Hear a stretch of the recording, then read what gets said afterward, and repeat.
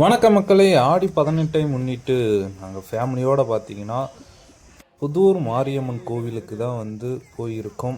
அது எங்கே இருக்குது பார்த்தீங்கன்னா, செங்கம் அடுத்து ஒரு 15 கிலோமீட்டரில் இந்த புதூர் மாரியம்மன் கோவில் அமைந்துள்ளது. அதுதான் பார்த்தீங்கன்னா எங்கள் குலதெய்வ கோவில் அப்படின்னு சொல்லலாம். அங்கே போயிட்டு பொங்க வச்சுட்டு சேவல்லாம் அறுத்து சமைச்சு சாப்பிட்டு வரதுக்கு தான் போயிட்டுருக்கோம். ஸோ ஃபஸ்ட்டு பார்த்தீங்கன்னா பொங்க வச்சுட்டு இருக்கும்போதே எங்கள் அப்பா பெரியப்பா அண்ணாலாம் சொல்லிவிட்டு அவங்க மொட்டை அடிக்கணும்னு சொன்னாங்க. அவங்கள கூட்டிகிட்டு மொட்டை அடிக்கிறதுக்கு போயிட்டோம். போகிற வழியிலே பார்த்திங்கன்னா சரியான க்ரௌடுங்க. ஆடி 18 முன்னிட்டு பார்த்திங்கன்னா 3 இடத்துல சரியான கூட்டம் இருக்கும். ஒன்று புது மாரியம்மன் கோவில், அதாவது நாங்கள் வந்த இடம். இன்னொன்று பார்த்திங்கன்னா சின்னம்மா கோயில்னு சொல்லுவாங்க, நீப்பத்துறையில் இருக்குது. அடுத்தது பார்த்திங்கன்னா பஸ்லிக்குட்டை, அது பார்த்திங்கன்னா திருப்பத்தூர் மாவட்டத்தில் அமைஞ்சிருக்கு. அடுத்ததாக பார்த்திங்கன்னா இதுதாங்க கோவிலே. என்ன ஒரு க்ரௌடு பாருங்களா, சரியான கூட்டம். இங்கே தான் நம்ம போய் தரிசனம் பண்ணோம். ஸோ இங்கே பார்த்தீங்கன்னா மொட்டை அடிக்கிறதுக்கு டோக்கன் வாங்கிட்டு எல்லாம் மொட்டை அடிச்சுட்டு இருந்தாங்க. ஒரு மொட்டைக்கு 100 ரூபாங்க. அடுத்ததாக பார்த்தீங்கன்னா மொட்டை அடிச்சுட்டு கிளம்புனா கரெக்டாக பொங்கல் வச்சுட்டு இருந்தாங்க. அந்த பொங்கல்லாம் தூக்கிக்கிட்டு அங்கேருந்து திருப்பணும் கோவில் நுழைவாயிலுக்கு வந்துட்டோம். ஸோ கண்டிப்பாக பார்த்தீங்கன்னா உள்ளெல்லாம் போக முடியாது. அப்படி போகணுன்னா மூலஸ்தானம் பார்க்குறதுக்கே குறைஞ்சபட்சம் ஒரு 3 மணி நேரம் 4 மணி நேரம் ஆகும். அதனால் வெளியவே நாங்கள் சாமி கும்பிட்டு சேவல்லாம் அறுத்துட்டு அப்படியே நாங்கள் குக் பண்ணுறதுக்கு வரப்போகிறோம்.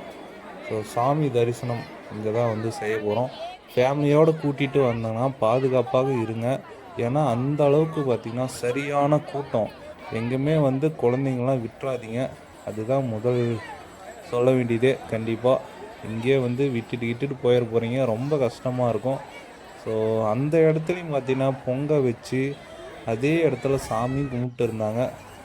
ஸோ இதுதான் பார்த்திங்கன்னா என்ட்ரன்ஸு. அதுக்கு பின்னாடி பாருங்கள் தேர் இழுத்துட்டு போயிட்டே இருக்காங்க. நல்ல ஒரு சகுனம்னு சொல்லலாம். ஸோ இங்கே தான் பார்த்திங்கன்னா சாமியை கும்பிட்டு ஆசீர்வாதம் வாங்கிட்டு அம்மன் கிட்ட வந்ததே அதுக்கு தானே. ஸோ நம்ம எப்போவுமே பார்த்திங்கன்னா வருஷம் கண்டிப்பாக ஆடி 18க்கு முன்னாடியோ இல்லை பின்னாடியோ ஆடி மாதத்துக்கு வந்துடுவோம். ஸோ ஃபேமிலியோட ஒரு சிறப்பான ஒரு தரிசனத்தை பார்த்துட்டு வீட்டுக்கு கிளம்புவோம். இப்போ பார்த்திங்கன்னா சாமி இதெல்லாம் முடிஞ்சு அடுத்தது என்ன, அது குக்கிங் தான். வாங்கிட்டு வந்த நாட்டுக்கோழியை அறுத்து சமைக்க போகிறோம். ஸோ இங்கே நிறைய பேர் நாட்டுக்கோழி சாப்பிடுவாங்க, சில பேர் சாப்பிட மாட்டாங்க. அதனால் உங்களுக்கு நாட்டுக்கோழி பிடிக்குமா பிடிக்காதா, அது கிரேவியாக பண்ணால் பிடிக்குமா இல்லை குழம்பா வச்சா பிடிக்குமான்னு சொல்லிட்டு எனக்கு கமெண்ட் பண்ணுங்கள். எண்ணெயெல்லாம் ஊற்றி வெங்காயத்தெல்லாம் போட்டு கறிவேப்பிலாம் போட்டு முடிச்சிடுச்சு. குட்டீஸ்லாம் ரொம்பவே என்ஜாய் பண்ணிட்டு இருந்தாங்க. அப்படியே உங்கள் குலதெய்வ கோவில் என்ன அப்படின்னு சொல்லிட்டு எனக்கு கமெண்ட் பண்ணி விட்ருங்க. நல்லா போயிட்டு இருந்துச்சுங்க விறகடுப்பில் குக்கிங்கு. அடுத்ததான் பார்த்தீங்கன்னா சிக்கனை தான் வாஷ் பண்ணி எடுக்க போகிறோம். ஃபஸ்ட்டு சிக்கனை வாஷ் பண்ணிக்கிட்டோம். சிக்கனுக்கு பார்த்திங்கன்னா மஞ்சத்தூள் ஆன்டிபயோட்டிக் போட்டு சிறப்பாக கழுவி எடுத்துக்கிட்டாங்க. அடுத்தது இஞ்சி பூண்டு விழுது போட்டுட்டாங்க. அது போட்டால் தாங்க சும்மா மணக்கும். நான் சொல்ல வேண்டியதே இல்லை, கண்டிப்பாக உங்களுக்கு தெரியும். இந்த மாதிரி ஃபேமிலியோடு போயிட்டு எல்லாருமே கூட்டாக செய்யும் போது சும்மா வேறு லெவலில் இருக்கும். இந்த அனுபவம்லாம் இருக்கா இல்லையான்னு சொல்லிட்டு எனக்கு கமெண்ட் பண்ணுங்கள். கழுவி வச்ச நாட்டுக்கோழியை போட்டுக்கலாமா? ஒரு 4 கிலோவில் செய்ய போகிறேங்க நாட்டுக்கோழி. பயங்கரமாக இருக்க போகுது, சரியான ஒரு ருசியாகவும் இருக்க போகுதுன்னு சொல்லலாம். ஸோ நிறைய பேர் பார்த்திங்கன்னா வில்லேஜ் சைட்லாம் நாட்டுக்கோழி அதிகமாக விரும்புவாங்க. ஸோ அதுலேயும் பார்த்திங்கன்னா இந்த விறகு அடுப்பில் செஞ்சால் வச்சுக்கோங்களேன், சரியான டேஸ்ட்டாக இருக்குங்க. ஸோ அதுதான் பார்த்துட்டு இருக்கீங்க நீங்கள். எனக்கு பார்க்கும் போதே எச்சு ஊறுது. அதுவும் அந்த கறியெலாம் அந்த மசாலாலாம் போட்டு கிளறும் போது வேறு மாதிரி இருக்குங்க. இந்த அனுபவம்லாம் நீங்கள் அது செஞ்சு பார்த்தா தான் உங்களுக்கு தெரியும்.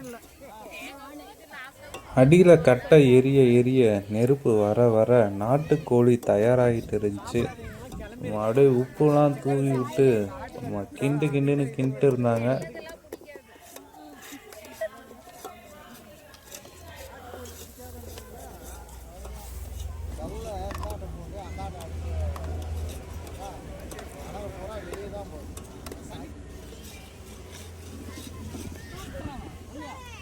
ஸோ ஒரு சைடு பார்த்தீங்கன்னா நாட்டுக்கோழி குழம்பு ரெடி ஆகிட்டு இருந்துச்சு, ஒரு சைடு பார்த்தீங்கன்னா கிரேவி ரெடி ஆகிட்டு இருந்துச்சு. ஸோ 2 அடுப்புலையும் வச்சு சும்மா தரமாக ரெடி பண்ணிட்டு இருந்தாங்க. எப்போதாயா ஆகும் அப்படின்ற மாரி வெயிட் பண்ணிட்டு இருந்தோம். ஸோ பார்க்குறதுக்கு கலர்ஃபுல்லாக சும்மா வேற மாதிரி இருந்துச்சு, அட்டகாசமாக. இது ஒரே ஒரு பொடி தான், இது ஒரே ஒரு அந்த பரவாயில்லையா சிக்கன் கொதி வர்றது பார்க்கறதுக்கு எவ்வளோ அவங்க செய்யறாங்க டக்குன்னு குக் ஆகிட்டு இருந்துச்சுல. ஆனால் வேற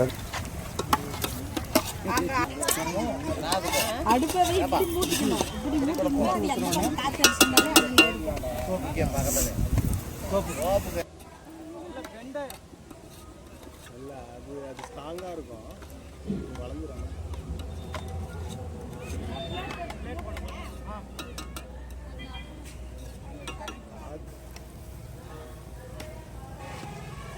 ஜூமிங்கில் போய் பார்த்தேன், சும்மா அட்டகாசமாக வேறு மாதிரி இருந்துச்சு. எல்லா ஃபார்ட்ஸும் வந்து ஒரே இடத்துல செய்யும் போது வேறு மாதிரி ஒரு ஃபீலிங் தாங்க, அப்படி தான் சொல்லணும். கொஞ்ச நேரம் சிக்கனை வேக விட்டுறலாம். நாட்டுக்கோழி பார்த்திங்கன்னா டக்குன்னு வந்து குக் ஆகாது, ரொம்ப நேரம் வந்து டைம் எடுக்கும். பக்கத்துலேயே பார்த்திங்கன்னா கிரேவிக்கு மசாலாலாம் வந்து போட்டுருந்தாங்க. மல்லித்தூள்,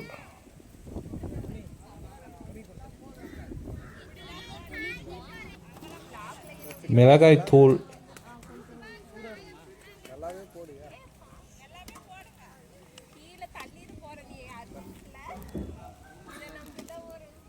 சிக்கன் மசாலா,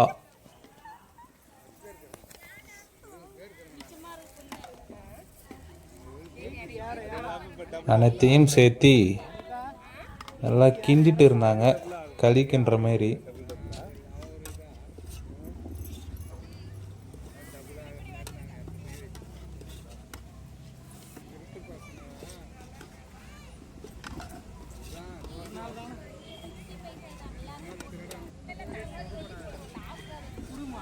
ஸோ அந்த சைடு பார்த்தீங்கன்னா நாட்டுக்கோழிக்கு தக்காளி போட போகிறாங்க.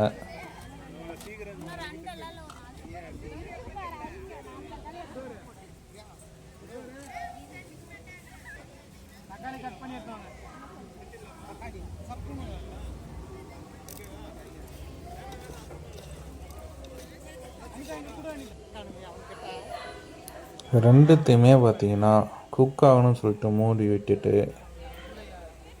அதுக்கப்புறம் அங்கே அரைச்சி வச்ச மசாலாலாம் வீட்டிலேருந்தே அரைச்சி எடுத்துகிட்டு வந்துட்டாங்க, அதுதான் வந்து சேர்த்துட்டு இருக்காங்க.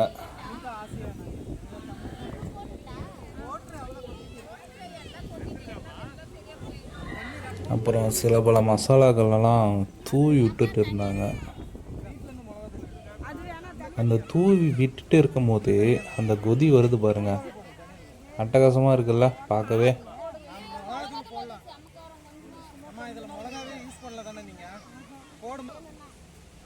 ஆனால் மேக்ஸிமம் வந்து எல்லாமே வந்து வீட்டிலேருந்தே எடுத்துகிட்டு வந்துடுங்க, எடுத்துகிட்டு வந்தால் கொஞ்சம் ஈஸியாக இருக்கும்.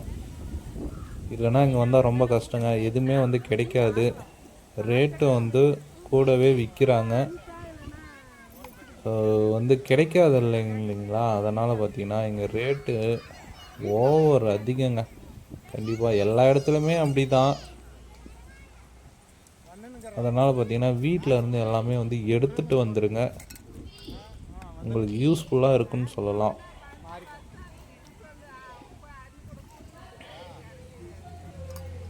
அவ்வளோதாங்க, மசாலாலாம் எல்லாமே வந்து சேர்த்தியாச்சு. பர்ஃபெக்டாக வந்து குழம்பு ரெடியாக போகுதுங்க. அவ்வளோதாங்க, பர்ஃபெக்டாக வந்து தண்ணியை ஊற்றி கொதிக்க விட போகிறோம். கொதி வந்துருச்சுன்னா நாட்டுக்கோழி குழம்பு ரெடி. வேறு மாதிரி இருக்க போது அப்படியே லைட்டாக கொஞ்சம் டேஸ்ட் பார்த்துடலான்னு சொல்லிட்டு சில பல பீஸுங்கெலாம் எடுத்து கொடுத்தாங்க. வெந்துருச்சா வேகலையா அப்படின்னு சொல்லி பார்க்குறதுக்கு, மசாலாலாம் இறங்கியிருக்கா அப்படின்னு. நல்லாவே வந்து மசாலா கறியில் இறங்கியிருக்கு, செம்ம டேஸ்ட்டாகவும் இருந்துச்சு. சாப்பிட்டு பார்த்துட்டோம், இன்னும் கொஞ்சம் நேரம் விடலாம் அப்படின்னு சொல்லிட்டு மூடி போட்டு விட்டாச்சு. இப்போ எடுத்து பார்த்துடலாங்க. அருமையான ஒரு கொதி நிலைமையில் இருந்துச்சு. பர்ஃபெக்டாக பார்த்தீங்கன்னா வெந்துருச்சு. அவ்வளோதான், கொத்தமல்லியை தூவி விட்டு இறக்கிற வேண்டியது தான். சாப்பாட்டுக்கு உட்காந்துட்டாங்க எல்லாருமே. நானும் வந்து வெயிட்டிங்கில் இருந்தேன். எல்லோரும் இலைய போட்டு ஃபேமிலியோடு உக்காந்துட்டு இருந்தோம். அதுக்கப்புறம் சாதத்தை வைக்க ஸ்டார்ட் பண்ணாங்க. ஃபஸ்ட்டு குட்டீஸ்லேருந்து வந்தாங்க. நாங்கள் பார்த்திங்கன்னா சாதம் வந்து வீட்டிலே செஞ்சு எடுத்துகிட்டு வந்துட்டோம். இங்கே வந்து செய்ய முடியாது, ரொம்ப லேட் ஆகும் அப்படின்னு சொல்லிட்டு. நாங்கள் வந்ததே பார்த்திங்கன்னா ஒரு 11 மணிக்கு வந்தோம். இப்போ நாங்கள் சாப்பிட்ற டைம் பார்த்திங்கன்னா 3:30 ஆயிடுச்சு. கொஞ்சம் லேட்டு தான். இருந்தாலும் வெயிட் பண்ணி சாப்பிட்ற அனுபவம் வேறு மாதிரி தான். ஸோ ஃபஸ்ட்டு இலையில ஃபுல்லாக சாதத்தை போட்டுட்டாங்க. அடுத்ததாக நாட்டுக்கோழி குழம்புங்க. எல்லாருக்கும் பார்த்திங்கன்னா பரிமாற்று வந்திருந்தாங்க. அவ்வளோதாங்க, நாட்டுக்கோழி குழம்போடு சேர்த்து சாதத்தையும் சாப்பிட்டு கிளம்ப வேண்டியது தான். இந்தமாரி நீங்கள் வந்து உங்கள் ஃபேமிலியோடு போயிட்டு சாப்பிட்டு இருக்கீங்களா அப்படின்னு சொல்லிட்டு கமெண்ட் பண்ணுங்கள். நெக்ஸ்ட் ஒரு விளாகில் மீட் பண்ணலாம். பாய் பாய்.